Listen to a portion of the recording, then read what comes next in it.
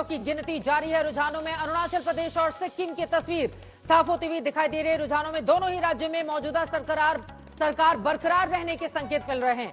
अरुणाचल प्रदेश में बीजेपी लगातार तीसरी बार सरकार बनाती नजर आ रही है, तो सिक्किम में क्रांतिकारी मोर्चा यानी कि एसकेएम प्रचंड बहुमत लाती हुई दिखाई दे रही है। सिक्किम में पवन चामलिंग की सिक्किम डेमोक्रेटिक फ्रंट यानी कि एसडीएफ औंधे मुंह गिरती हुई दिखाई दे रही है। आंकड़े हम आपके सामने रख रहे हैं। पवन चामलिंग खुद भी रुझानों में दोनों ही सीटों पर इस वक्त पीछे चल रहे हैं। यह आंकड़ा आपके सामने है। अरुणाचल प्रदेश की 60 में से 56 के जो रुझान निकलकर सामने आए हैं। बीजेपी 40 पर, एनपीपी 8 पर, कांग्रेस पार्टी 1 पर, अन्य 7 पर आगे चल रहे हैं। जबकि सिक्किम में 32 में से 31 के रुझान निकलकर सामने आ गए हैं, जिनमें से एसकेएम 30 पर, यानी कि कोई भी दूर दूर तक है नहीं, ना बीजेपी ना कांग्रेस पार्टी। जबकि एसडीएफ सिर्फ एक सीट पर अपना खाता खोलते हुए कामयाब यहां पर दिखाई दे रही है। और पिछले कुछ सालों में अगर हम देखें तो देश के कई ऐसे राज्य रहे या फिर केंद्र की सत्ता के लिए भारतीय जनता पार्टी जिस तरह से चुनी जाती रही, हमने ये देखा कि प्रचंड बहुमत से ही जनादेश मौजूदा वक्त का तय हो रहा है। ये क्या बताता है? क्या ये लोकतंत्र की मजबूती की, उसकी स्थिरता का प्रतीक है, या फिर दूसरी पार्टियां?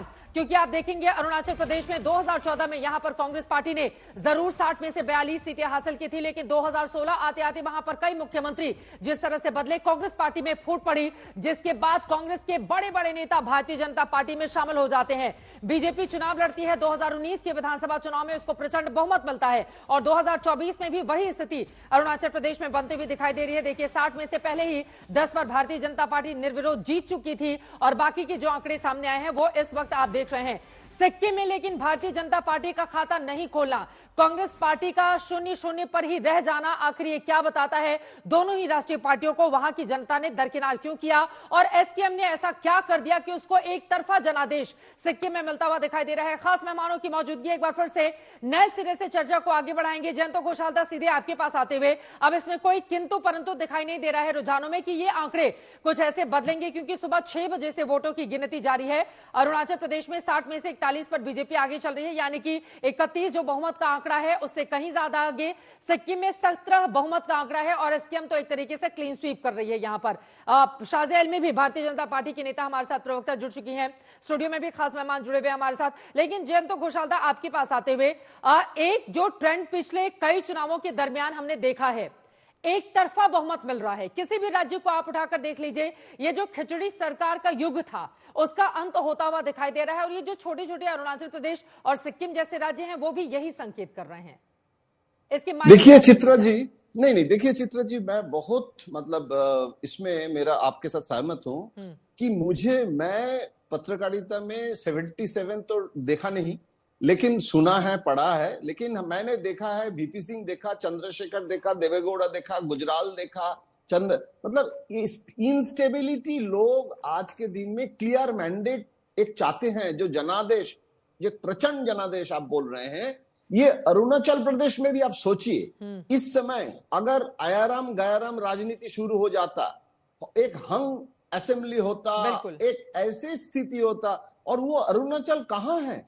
हम दिल्ली में बैठ के चर्चा कर रहे हैं, लेकिन अरुणाचल जो है वो चाइना बॉर्डर है और जहां एक एक करके एक जिला का नाम चाइना घोषणा कर रहे हैं, अनाउंस कर रहे हैं। वहां के जो लोग हैं वो ये भी चाहते हैं। देखिए, आप सवाल कर रहे थे ना कि कांग्रेस का हाल क्यों ऐसे हुआ है, वहां के देखिए ये पैसा देके खरीदना, ये जो सब शिकायत, ये आज 70 साल मैं देख रहा हूं कि पढ़ रहा हूं, सुन रहा हूं कि नॉर्थ ईस्ट ऐसी एक जगह था जहां हॉर्स ट्रेडिंग के आधार पर सरकार होता था। लेकिन भाजपा ने कोशिश करके एक पैन इंडियन पार्टी बनने के लिए नॉर्थ ईस्ट में 8 राज्यों में एक एक करके जैसे आगे बढ़ रहा है, और उसमें डबल इंजन थ्योरी भी तो अरुणाचल के लिए भी हमको चर्चा करना चाहिए कि अरुणाचल के जो आम जनता है वो सिक्योरिटी के लिए, डेवलपमेंट के लिए चाहते हैं कि जो दिल्ली में एक मजबूत सरकार है उसके साथ अगर अरुणाचल में वो सरकार बने तो उसमें क्या होता है, उसमें अरुणाचल प्रदेश का सिक्योरिटी, क्योंकि अभी तो ये इसके बाद आई एम श्योर कि अरुणाचल में गवर्नमेंट ऑफ इंडिया का जो पॉलिसी, वो चाइना के जो इश्यूज हैं, वो जो रीनेमिंग और वो बहुत कॉन्फ्रंटेशनलिस्ट अप्रोच लेना बहुत कठिन है। लेकिन जो कर रहे हैं मतलब गवर्नमेंट ऑफ इंडिया और भाजपा के जो शीर्ष नेतृत्व ठीक हैं, है। उसमें मुझे लगता है आम जनता इसमें बहुत अस्वस्थ और होगा हमने कि देखा हम है बीते सुरक्षित है। 10 सालों में मोदी सरकार के बड़े बड़े मंत्रियों को कैंप करने के लिए नॉर्थ ईस्ट के अलग अलग राज्यों में सुदूरवर्ती जो हैं वहां पर कहा गया है, और हमने कई मंत्रियों को देखा भी है वहां पर जाकर किस तरह से लोगों से इंटरेक्ट करते हैं। क्या ये उसका भी असर माना जा सकता है? और अगर इसका असर है तो फिर सिक्किम में यहां पर बीजेपी खाता खोलती हुई दिखाई क्यों नहीं दे रही है? शाहजेल में जी, यही सवाल आपके पास आते हुए, देखिए अरुणाचल प्रदेश में तो कमाल का प्रदर्शन है बीजेपी का, इससे कोई इनकार नहीं कर सकता है, लेकिन सिक्किम में क्या हो गया बीजेपी को?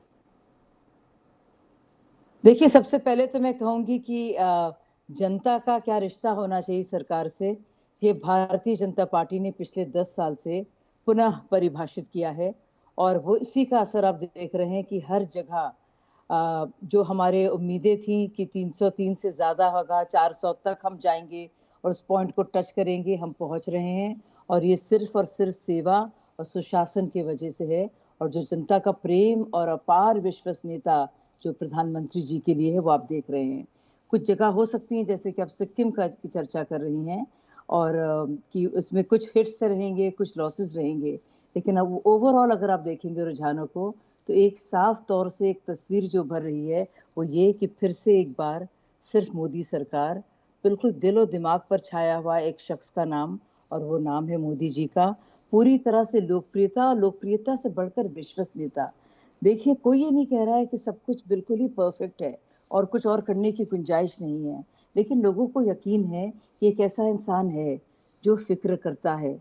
नॉर्थ ईस्ट में आप देखिए, मतलब आप यकीन नहीं करेंगे, सालों साल से रहा है कि नॉर्थ ईस्ट अलग थलग था, करप्शन के लिए जाना चाहता था, विकास का लेना देना नहीं था। आप देखेंगे जो पेस ऑफ डेवलपमेंट रहा है, सड़कों का, हाईवेज का, इंफ्रा का, आप देखेंगे बिल्कुल एक काया पलट है 10 सालों में। खुद जाकर आप देखिए, अगर आप चाहे, मैं कई बार जाती रहती हूँ, और गुवाहाटी में मतलब और असम में जब जाती है तो लोग कहते हैं हमने देखा ही नहीं जो 10 साल में अभी हो रहा है, पहले कभी हुआ था। फिर आप कहेंगे कि बहुत सारे नेता हमारे वहां से कांग्रेस से, हमने कांग्रेस को मुक्त करने के लिए बीजेपी युक्त हो गए हैं वो।